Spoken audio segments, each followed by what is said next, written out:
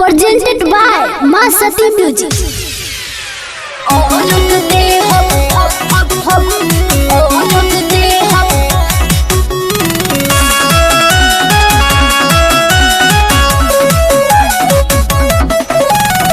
Mixed by Rahul Rai, Ma Sati Recording Studio, Athi. पूरा ही post मारी खाली बा, निकलो तो नाही बहाली बा। हे मैया पूरा ही पोस्ट मारी खाली बा, निकलो तो नाही बहाली बा। लगी न करी तो हम अपन बात भूख बोरत दुई दिन रात तो बगसर के घाट भूख बोरत दुई दिन रात तो रगते हब पाटना के घाट पर।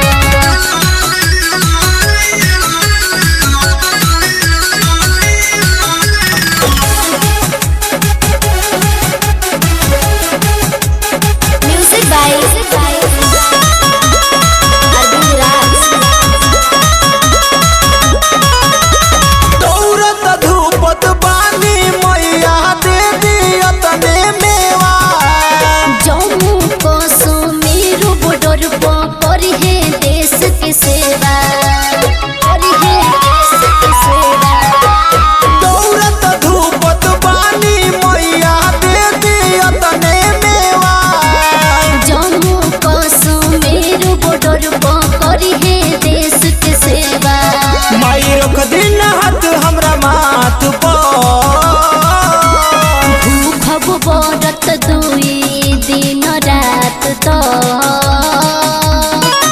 रगते हब देव मुंगा के घाट पर। भूख बोरत दुई दिन रात तो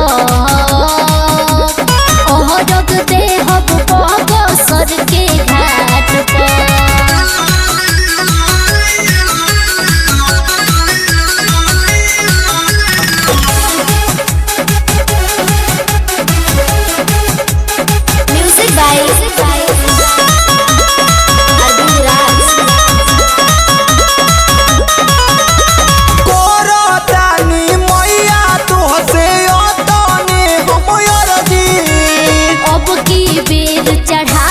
छोटी मैया देह पवर दे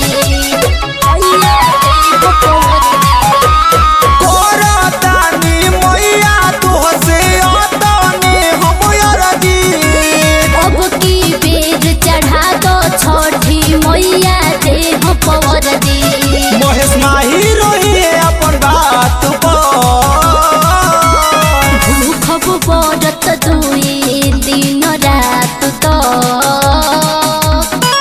रगते